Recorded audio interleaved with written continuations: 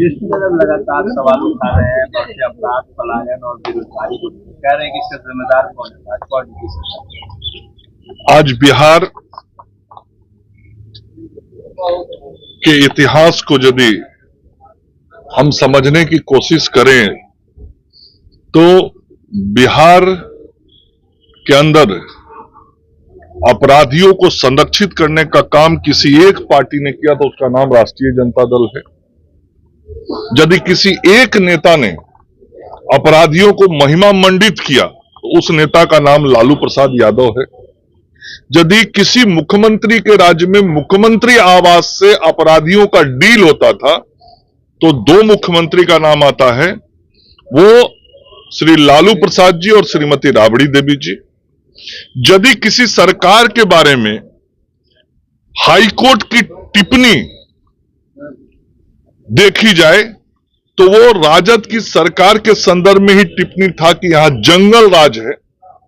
तो जिसके ऊपर इतने सारे आरोप लगे हों उसको अपने गिरेबान में झांक के देखना चाहिए। बिहार को अभी भी अपराधियों को आगे राजनीतिक रूप से बढ़ाने में राजद कहीं पीछे नहीं। अभी लोकसभा चुनाव में भी उन्होंने जैसे उम्मीदवारों को उतारा, आप लोगों को नहीं मालूम है क्या कैसे कैसे अपराधियों को टिकट दिया। तो जो अपराधियों को राजनीति में आगे लाना चाहता है वो ये जो बात करते हैं उनको अपने गिरेबान में झांकना चाहिए, अपने गिरेबान में झांकना चाहिए ना। अपने बाबूजी का इतिहास पूरा पढ़ना चाहिए। लालू जी के समय में और उनकी माता जी के समय में जो होता था उसी के कारण तो बिहार की छवि खराब हुई। एक किसके कारण? बिहारी कहलाना एक वक्त शर्म की बात होती थी। किसके कारण? लालू प्रसाद जी के कारण।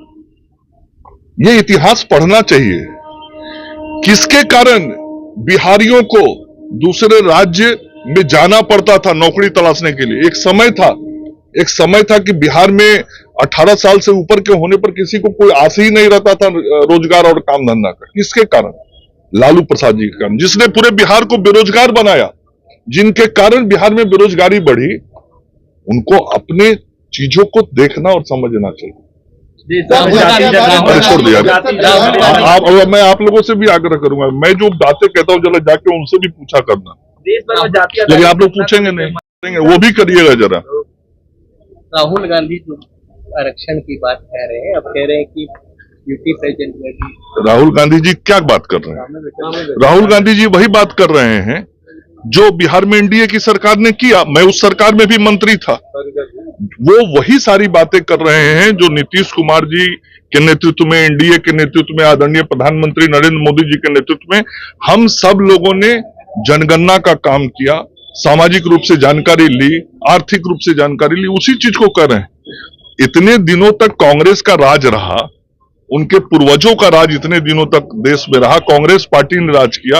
इतने दिनों तक क्यों नहीं कांग्रेस पार्टी को होश आया? होश तब आया जब एनडीए इस काम को लेकर आगे बढ़ा। चलो।